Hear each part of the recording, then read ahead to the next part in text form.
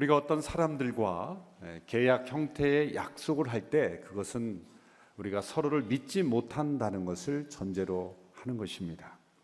약속이란 불신을 전제로 하는 것이죠. 만일 서로가 서로를 정말 믿는다면 어떤 계약이나 약속은 필요 없을 것입니다. 그런 의미에서 우리 하나님께는 약속이 필요 없습니다. 하나님은 믿을 수 없는 분이 아니기 때문입니다. 그런데 놀랍게도 하나님은 우리에게 찾아오실 때 약속을 통해서 찾아오셨습니다. 앤드류 머레이 목사님 말하기를 하나님께서는 당신께서 마치 믿을 수 없는 분인 것처럼 우리에게 약속하시고 그 약속에 자신을 묶으셨다. 그 약속에 자신을 얽매이게 하심으로써 우리에게 찾아오신 것이죠. 그 이유는 무엇일까요? 하나님께서 우리 인간을, 타락한 인간을 구원하시기 위해서 우리 편에서 있어야 될 것이 단 한 가지 있다면 그것은 바로 믿음입니다. 그런데 타락한 인간들에게는 이 믿음조차 없습니다. 그러나 우리 인간 편에 믿음이 없다면 하나님이 일하실 수가 없습니다. 하나님이 이루신 놀라운 구원이 우리에게 역사되려면 우리 편에서 받아들이는 믿음이 있어야 하는데, 우리 주변에도 살펴보듯이 하나님이 어떤 일을 행하셨는지에 대해서 궁금해하지도 않고 받아들이지 않는 이 불신앙, 이것이 우리 인간의 마음속에 자리 잡고 있습니다. 어떻게 사람들의 마음속에 있는 이 불신앙의 뿌리를 제거하고 어떻게 믿음으로 하나님 앞에 나가게 할 것인가? 하나님께서 제일 먼저 하실 일, 제일 먼저 우리에게 해주시기 원하시는 일들은 바로 우리 안에 믿음을 심어주는 일입니다. 하나님은 저 하늘에서 너희는 나를 믿어야 된다, 나를 믿어라 라고 말씀만 하시는 분이 아닙니다. 우리가 그 하나님을 어떻게 믿을 수 있는지, 왜 우리가 하나님을 믿어야 하는지 믿을 수밖에 없는 그 하나님이심을 우리에게 나타내 주신 것입니다. 인간의 타락 이전에 창조 때를 보면 약속이 필요 없죠. 빛이 있으라면 빛이 있은 겁니다. 빛이 있을 것을 약속하시고 빛을 만드신 것이 아니죠. 약속이 들어온 것은 타락 이후입니다. 타락 이전에는 약속이라는 것이 필요 없었죠. 죄가 없었고 불순종이 없었기 때문입니다. 인간이 타락하고 하나님께 대한 믿음을 잃어버리고 인간의 마음속에 있는 믿음이 깨어진 이후에 하나님은 우리의 약속으로 찾아오신 거예요. 내가 너를 구원할 것이다. 내가 너를 회복시킬 것이다. 내가 이러한 일을 이룰 것이다. 너는 나를 따르라. 그 약속을 따라가는 사람들에게 하나님의 약속이 이루어지는 그 과정을 통해서 우리 인간의 마음속에 믿음이 생겨나기 시작하는 거죠. 하나님의 약속, 그리고 하나님의 약속이 이루어지는 그 성취 사이에 우리의 마음속에는 믿음이 일어나는 것입니다. 그래서 우리가 성경을 읽을 때 성경 속에 하나님이 수많은 사람들을 찾아오시고 그 사람들에게 약속을 주시고 그 약속을 이루어 가시는 과정을 통해서 우리가 그 기록들을 읽으면서 우리의 마음속에 무엇이 일어납니까? 믿음이 일어나는 겁니다. 우리 하나님은 믿으실 수 있는 분이구나. 우리 하나님은 놀라우신 분이구나. 약속대로 이루시는 분이구나. 그래서 하나님 우리에게 약속을 주신 거죠. 오늘 본문에서 다윗에게 주신 약속대로 다윗이 드디어 온 이스라엘을 다스리는 왕이 됩니다. 이것은 다윗의 비전이 이루어진 사건이 아니라 다윗을 향하신 하나님의 약속이 이루어지는 사건입니다. 이 약속이 이루어지기까지 다윗의 인생에 있어서는 정확하진 않지만 거의 20년 가까이의 시간이 필요했습니다. 10대 그가 사무엘이 찾아와 어느 날 자기가 기대하지도 않고 원치도 않았던 기름 부음을 받게 되죠. 그로부터 오늘 37세가 되는 때까지 그의 인생은 파란만장한 고난의 세월이었습니다.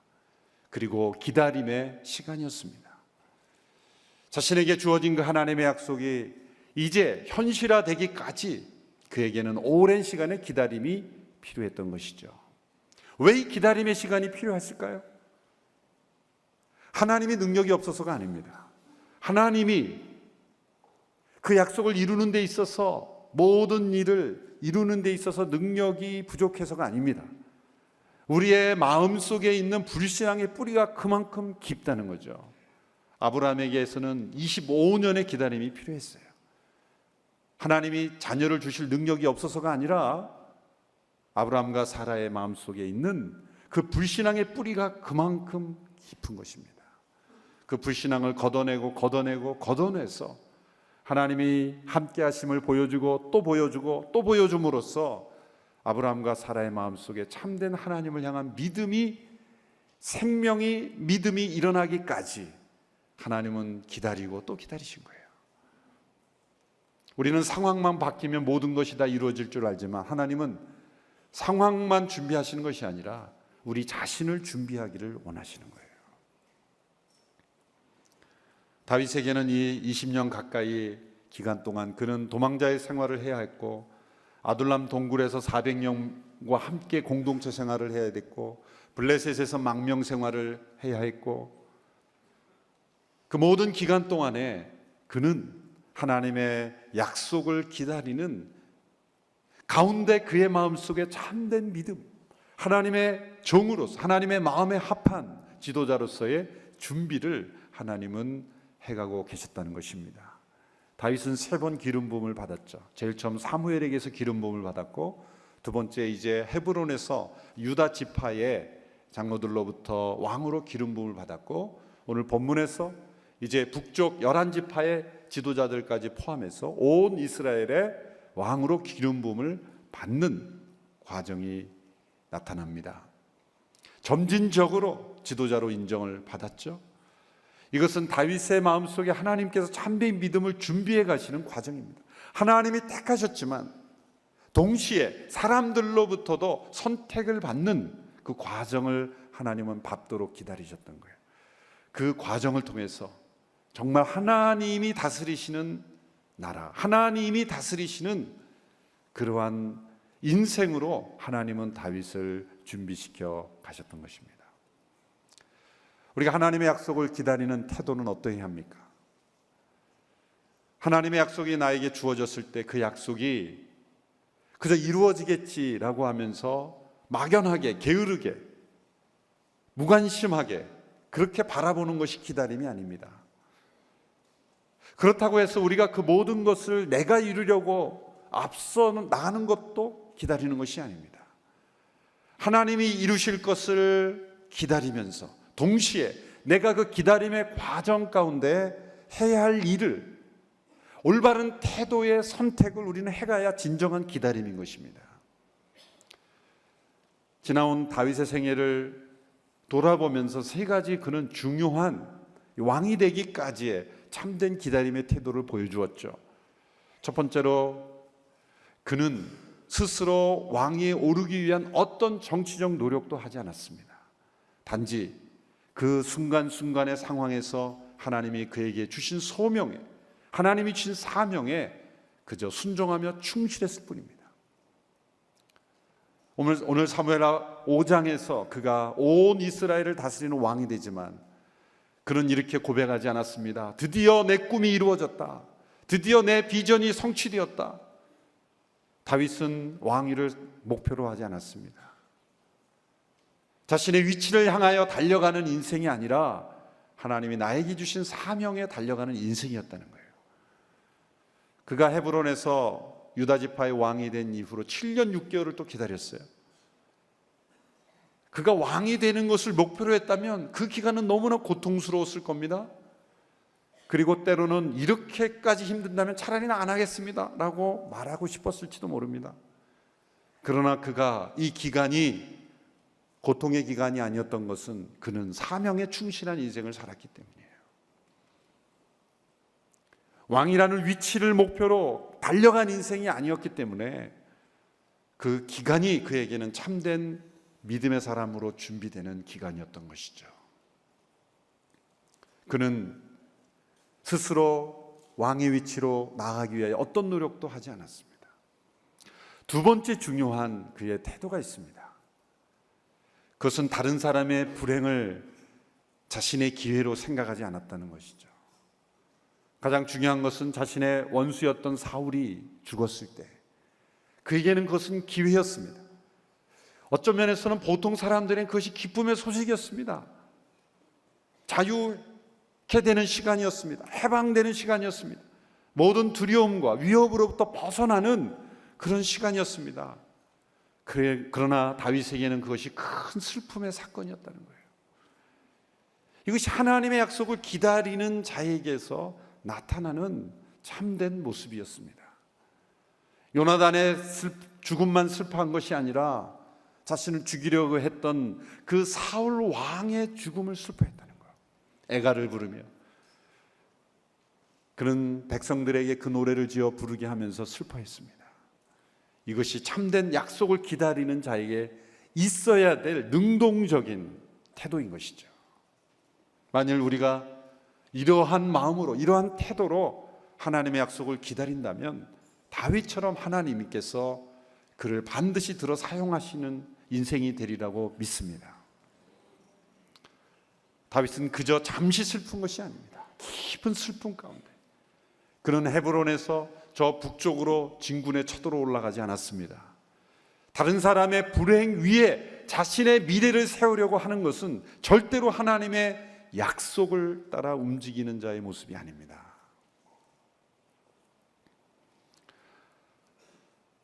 얼마 전에 저희 캠퍼스 가운데 한 캠퍼스가 어떤 그 예배당을 준비하고 이동해야 되는데 주변에 경매로 나온, 요즘은 경매로 나온 물건들이 많잖아요. 그래서 그 물건을, 그 건물을 들어가야 될 것이냐 말 것이냐, 사야 될 것이냐 결정할 때 당의 운영의 장로님들 가운데, 물론 그것을 경제적인 논리로 하면은 충분히 이해될 수가 있겠지만, 교회가 예배당을 준비하는데 다른 사람이 어려워져서 경매로 나온 곳으로 우리가 들어가는 것이 과연 합당한가? 그런 어떤 의견이 나왔을 때 참 감동을 받았어요. 저는 조금이라도 싼 데로 들어가서 가면 되겠지라고 생각을 하는데, 우리의 마음속에 다른 사람의 불행을 기초로 해서 나의 미래를 쌓겠다라고 하는 것, 그것을 기뻐하고 그것을 나의 기회라고 여기는 태도가 아니라 그 자리에 머물러서 그것을 함께 슬퍼하고 그것을 안타까워하고 나의 일인 것처럼 슬퍼하고 있을 때 하나님은 그 속에서 우리 안에 참된 믿음을 형성해 가신다는 것, 이것을 다윗의 생애를 통해 보여주죠. 뿐만 아니죠, 이 북쪽 11지파를 실제적으로 장악하고 있던 아브넬이라고 하는 사람이 있습니다. 사울의 사촌 동생이고 또 명목상의 왕이었던 이스보셋이라고 하는 그 사울의 아들이지만 너무나 무능력하고 왕의 자격이 없는 이스보셋을 허수아비 왕으로 세우고 실제적인 통치는 이 아브넬이라고 하는 군사령관이 다 했죠. 근데 이 사람은 아주 극도의 기회주의자입니다. 이스보셋이 능력이 없는지도 알면서도 그를 세운 거예요. 실제적으로는 자기가 다 통치하기 위해서.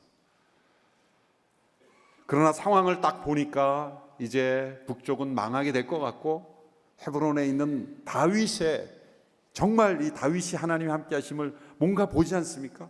능력이 있다는 걸 알지 않습니까? 그래서 다윗에게 슬슬 협상을 하죠. 자신의 위치를 보존하려고 그 북쪽 신하들의 마음을 다윗에게로 돌이키고, 이스보셋에는 경고를 하고, 그래서 다윗을 찾아와서 계약을 통해서 자신의 위치를 보존하려고 하는 아주 극도의 기회주의자죠. 그 아브넬을 다윗의 군대 장관인 요압이 살해합니다. 요압은 자신의 형제를 이 아브넬이 죽였기 때문에 복수한 거예요. 자, 북쪽 이스라엘 지파 11지파를 다스릴 실제적인 권력자, 배후의 막후 세력이 제거됐으면 정치적으로 보면은 다윗은 요압에게 겉으로는 몰라도 잘했다 그랬을지 몰라요. 그런데 그러지 않습니다. 다윗은 이 아브넬의 죽음까지도 슬퍼합니다. 슬퍼해요.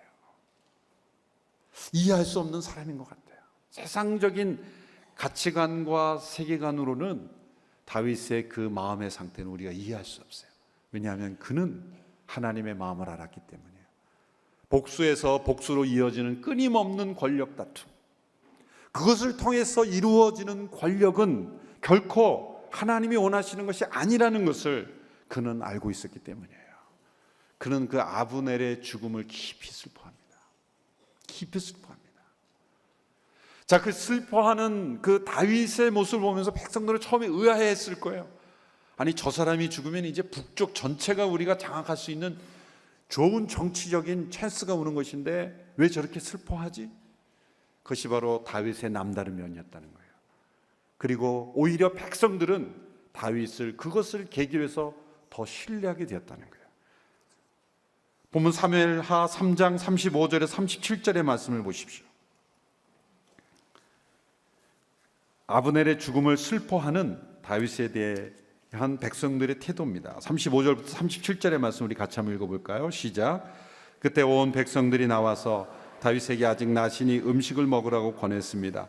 그러나 다윗은 맹세하며 말했습니다. 만약 내가 해지기 전에 빵이든지 뭐든지 입에 댄다면 하나님께서 내게 심한 벌을 내리고 또 내리셔도 좋다. 백성들은 그것을 보고 모두 좋게 여겼습니다. 그들은 왕이 하는 일마다 모두 좋게 여겼습니다. 그제야 비로소 모든 백성들과 온 이스라엘은 왕이 내레 아들 아브넬을 죽일 의도가 없었음을 확실히 알게 됐습니다. 만일 다윗이 이것을 기뻐하고 슬퍼하지 않았더라면 많은 사람들이 다윗을 오해할 거예요. 다윗이 혹시 시키지 않았나? 다윗이 이런 정치적인 어떤 의도, 전략적으로 그가 억지로 슬퍼한 것은 아니에요. 그러나 진심으로 북쪽 이스라엘 지파들을 다스리는 권력자 중에 한 사람인 아브넬이 죽은 것을 진심으로, 한 동족이요, 한 지도자요, 그 아브넬의 죽음을 슬퍼하는 다윗의 모습을 보면서 다윗의 마음속에 있는 그 순수함, 다윗이 죽이려고 한 것도 아니고 그는 정말 하나님의 마음을 품고 있구나, 백성들로부터 더 큰 신뢰와 존경을 받게 되었다는 거죠. 뿐만 아니라 세 번째, 다윗은 이 기다림의 과정을 통해서 그 다윗 왕위를 이용해서 자기에게 가까이 나와 자기의 욕심을 얻으려는 사람들을 철저하게 그는 용납하지 않습니다. 제일 먼저 나타난 사람이 누굽니까? 사울과 요나단이 전쟁터에서 죽었을 때 그 죽어있는 사울이 죽어있는 모습을 보고 발견한 아말렉 한 사람이 그 사울의 그 면류관, 팔찌 이런 것을 가지고 왔어, 증거물을 가지고 와서 다윗에게 거짓말을 하죠. 전쟁이 있을 때 사울이 중상을 입은 것까지는 사실인데 자신에게 죽여달라 그랬다고. 그래서 자기가 죽여줬다고. 그러면서 속으로는 잘했죠. 그러면서 이제 다윗에게 인정을 받으려는 거죠. 다윗이 진노합니다. 내가 감히 하나님의 기름 부은 받은 종을 죽였느냐? 너도 마땅히 죽어 마땅하다. 그 종을 죽이죠. 그 아말렉 사람을 죽입니다. 뿐만 아닙니다. 북쪽 이스라엘 지파 11지파를 다스리고 있던, 이게 사무엘하 3장 4장에 나오는 사건들입니다. 11지파를 다스리고 있던 명목상의 왕, 정말 힘이 없는 왕이었지만 이스보셋, 사울의 아들이었던 이스보셋을 그의 신하 레갑과 바하나라고 하는 그 형제 신하가 암살합니다. 그리고 이스보셋의 끔찍하지만 머리를 잘라서 다윗에게 가져온 거예요. 우리가 당신에게 충성하길 원합니다. 당신이야말로 왕입니다. 우리가 이스보셋을 당신을 위해서 제거했습니다. 보통 세상의 왕이라면 적당히 보상도 해주고 칭찬도 해줬을 거예요. 내가 나를 위해서 그렇게 일했더니 수고했다. 다윗은 그 두 사람마저도 용납하지 않습니다. 징벌을 내립니다. 그들이 이스보셋을 죽인 것보다 더 큰 징벌을 내립니다. 자신을 위해서 충성하겠다고 하고, 자신을 위해서 일하겠다고 하고, 자신을 위해서 그렇게 헌신하겠다고 하는 다가오는 그 사람들에게 다윗은 냉정합니다. 심지어 아브넬을 죽인 자신의 군대 장관 요압을 저주합니다. 모든 이 피가 너의 집과 가문에 돌아갈 것이다. 요압을 아주 냉혹하게 저주하죠. 요압이 굉장히 아주 상처받았을 거예요. 내가 누구를 위해서 이렇게 충성했는데. 여러분, 하나님의 뜻대로 하지 않는 충성은 오히려 우리가 서로가 서로를 망가뜨리게 한다는 거예요. 다윗은 자신에게 다가오는 자기를 위한다고 하는 충성을 가장한 하나님께 대한 불순종의 사람들을 절대로 용납하지 않았어요. 이것이 바로 이 약속을 기다리는 다윗의 그 기다림의 과정 속에 다윗이 보여준 모습이에요. 이 과정 속에서 그는 참된 믿음의 사람이 어떻게 형성되는가를 우리에게 보여주고 있는 것입니다. 드디어 하나님의 약속이 이루어졌죠. 그 가운데서 다윗은 피를 흘리지 않았지만 악한 자들의 서로 죽이고 죽이는 그런 권력 다툼, 그런 사력 다툼, 그러한 다툼을 통해서 하나님의 섭리가 이루어졌죠. 그런 악이 필요했다는 것이 아닙니다. 그러나 다윗은 선한 마음, 하나님이 기뻐하시는 마음, 자신의 원수까지의 죽음까지도 슬퍼하는 마음, 정말 하나님의 권위를 끝까지 인정하는 마음, 자기 스스로 어떤 노력도 하지 않는 그런 마음, 그리고 불의하게 자신에게 다가오는 사람들을 용납하지 않는 그런 순전한 마음으로 기다리고 있었지만 다윗 주변은 다 정리됐어요. 악한 자들은 스스로 서로를 멸망케 하면서 하나님의 약속은 이루어져 가고 있는 하나님의 또 놀라운 섭리죠. 드디어 온 이스라엘 지파의 장로들이 다 다윗 앞에 헤브론에 찾아와서 다윗을 왕으로 기름 붓습니다. 그것이 5장 1, 2절의 말씀입니다. 우리 같이 한번 읽어보겠습니다. 시작. 이스라엘의 모든 지파가 헤브론으로 와서 다윗에게 말했습니다. 우리는 왕의 혈족입니다. 전에 사울이 우리 왕이었을 때 이스라엘 군대를 이끌어내기도 하고 다시 데리고 들어오기도 한 분은 왕이었습니다. 그리고 여호와께서 왕께 너는 내 백성 이스라엘의 목자가 되고 이스라엘의 통치자가 될 것이다 라고 말씀하셨습니다. 자, 이스라엘 장로들의 말을 들어보면 이들도 하나님께서 다윗에게 왕위를 약속하셨다는 것을 이미 알고 있었다는 걸 알 수가 있죠. 그런데 왜 지금까지 7년 6개월 동안이나 그들은 움직이지 않고 가만히 기다렸습니까? 자신의 이익 때문이죠. 어떤 하나님의 뜻, 하나님의 약속, 하나님의 계획보다도 당장 눈에 보이는 자신들의 이익. 여러분, 왜 북한 정권이 유지됩니까? 그 핵심 세력이 올바르게 되고 있다고 믿기 때문이 아닙니다. 제가 만나본 그런 관리들은 다 잘못됐다는 건 다 알아요. 그런데 왜 가만히 있죠? 자기 이익 때문이에요. 이게 지금 올바른 상태가 아니라는 걸 다 알지만, 그러나 이 리더십들처럼 무엇이 올바른지, 무엇이 공의로운지, 무엇이 선인지 보다도 더 중요한 것은 지금 당장 나에게 무슨 어떤 영향이 미칠까, 어떤 유익이 돌아오냐, 어떤 불이익이 돌아오냐, 그게 더 중요한 거예요. 그것이 그들의 안경이 됐고 그들의 선택이 되었던 거죠. 결국 이스보셋도 죽고 아브넬도 죽고 북쪽 이스라엘 지파가 완전한 위기에까지 처해 있을 때야 그들은 비로소 굴복하고 나오는 거예요. 그러므로 이 북쪽 이스라엘 모든 지파의 사람들이 다윗에게 나온 것은 하나님께서 그들을 굴복시키신 거예요. 하나님의 뜻 앞에 굴복한 거예요. 다윗이라는 어떤 한 사람에게 복종한 것이 아니라 하나님의 뜻에 온 이스라엘 지파 사람들이 다 굴복하게 된 거예요. 이것은 하나님의 약속이 이루어지는 거죠. 다윗에게만 주어진 하나님의 약속이 이루어진 것이 아니라 이미 창세기에 야곱의 유언을 통해서 주신 약속을 이루어지는 거죠. 그 약속을 한번 읽어보실까요? 창세기 49장 8절에 이러한 약속이 야곱의 유언을 통해서 주어졌었습니다. 창세기 49장 8절의 말씀을 보시면 함께 읽습니다. 시작. 유다여, 내가 내 형제들에게 칭송을 받으며 내 손이 내 원수들의 목을 잡기를 바란다. 내 아버지 아들들이 내게 절할 것이다. 야곱이 12아들을 축복하는 가운데 유다를 그렇게 축복했죠. 내 아버지 아들들이 내게 절할 것이다. 모든 지파 사람들이 유다 지파에게 절할 것이다. 이것이 바로 다윗에게서 이루어지는 거예요. 유다 지파의 자손인 다윗에게 이루어지는 거예요. 그러면 하나님의 계획은 다윗 선택하기 이전에 이미 오래전부터 하나님이 유다 지파의 자손인 다윗의 후손인 예수 그리스도, 그 예수 그리스도를 통해 이루시는 하나님의 나라에 대한 계획을 이미 가지고 계셨다는 것을 우리가 알 수가 있습니다. 온 이스라엘의 왕으로 세워진 다윗 왕국의 성공과 번영의 이유를 이렇게 설명합니다. 오늘 보면 5장 10절의 말씀입니다. 우리 같이 함께 읽도록 하겠습니다. 시작. 그는 점점 강대해졌습니다. 전능하신 하나님 여호와께서 그와 함께 하셨기 때문입니다. 너무나 중요한 말씀입니다. 그가 점점 강대해진 이유가 무엇입니까? 전능하신 하나님께서 그와 함께 하셨기 때문입니다.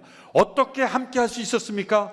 다윗이 하나님께서 자신을 다스리도록 자신을 내어드리고 믿음으로 나아가고 하나님의 말씀에 순종하고 하나님의 마음을 품고 하나님의 권위를 인정하고 하나님께서 주도적으로 일하시도록 기다리는 믿음으로 나아갔기 때문에 그가 강대해진 것입니다. 믿음의 강함이란 무엇입니까? 때로 우리가 믿음이 강하다 그럴 때 가만히 보면 믿음이 강한 게 아니라 고집이 강할 때가 있어요. 그 둘을 구분하지 못해요. 왜냐하면 겉으로 볼 땐 비슷해요. 믿음도 에너지가 있고 고집도 에너지가 있어요. 무엇인가를 열심히 해요. 포기하지 않아요. 절대 굽히지 않아요. 그런데 믿음은 하나님께로 나가고 고집은 밑으로 내려가는 거예요. 고집은 겉으로는 믿음처럼 보이지만 시간이 흘러갈수록 더욱 상처와 다툼과 분열을 맞아요. 그러나 믿음은 시간이 흘러갈수록 점점 하나 되고 평화롭게 되고 이 온 이스라엘이 하나 된 것처럼 예루살렘을 수도로 해서 북쪽과 남쪽이 하나 돼서 강대해지고 주변의 국가들이 두로왕이 와서 축복을 해주고 점점 강대해지는 거예요. 유진 피터슨 목사님은 이 강대해졌다는 표현을 이렇게 번역합니다. 더 큰 걸음과 더 큰 넓은 포용으로 전진해 나갔다. 우리의 믿음이 강해진다는 게 뭡니까? 더 많은 사람들이 나를 통해 하나님을 알게 되는 거죠. 더 많은 사람들을 하나 되게 하는 것입니다. 내 생각, 내 주장이 옳다라는 고집으로 강해지는 믿음이 강해지는 게 아니에요. 그건 자기 확신이요, 자기 의요, 자기 주관일 뿐이에요. 여러분, 우리가 믿음의 연륜이 깊어갈수록 점점 우리가 하나님이 함께 하심으로 강대해진 우리 모두가 되기를 축원합니다. 그것은 내 생각과 의지가 강해지는 것이 아니라 하나님이 일하실 수 있는, 하나님이 나를 통해 움직일 수 있는 하나님의 약속을 따라 기다림의 믿음으로 우리가 나아가는 그런 강대함. 그 강대함에는 수많은 사람들이 하나 되고 많은 사람들이 축복을 받고 존귀함을 얻게 되고 심지어 원수였던 사울과 아브넬 같은 사람도 존귀함을 받고 그 안에는 어느 누구도 소외되거나 제외되거나 배제되거나 갈등이나 분열이 없이 다윗 통치하에 온 이스라엘이 하나되고 주변의 모든 국가들이 두려워했던 것처럼 우리 하나님의 백성들이 그렇게 강대해질 때 세상은 교회를 두려워하는 거예요. 정치적인 세력으로 표를 의식해 두려워하는 게 아니라 그 공동체 임재하심 때문에 세상이 두려워하는 거예요. 하나님이 함께 하시기 때문에. 우리의 인생은 보통 인생이 아닙니다. 전능하신 하나님이 함께 하시는 인생입니다. 단 조건이 우리가 믿음으로 하나님이 일하시도록 기다림을 통해 하나님의 약속을 따라 살아가는 우리들에게는 전능하신 하나님이 함께 하심으로 다윗이 강대했던 것처럼 저와 여러분의 인생과 가정과 교회가 점점 강대해질 줄로 믿습니다. 강대함은 우리를 드러내는 강대함이 아니라 하나님의 역사하심이 나타나는 강대함. 수많은 사람들이 찾아오고 수많은 사람들을 품고 포용하고 함께 하나를 이루는 강대함. 그런 강대함이 우리 모두에게 있게 되기를 주님의 이름으로 축원합니다. 기도하겠습니다.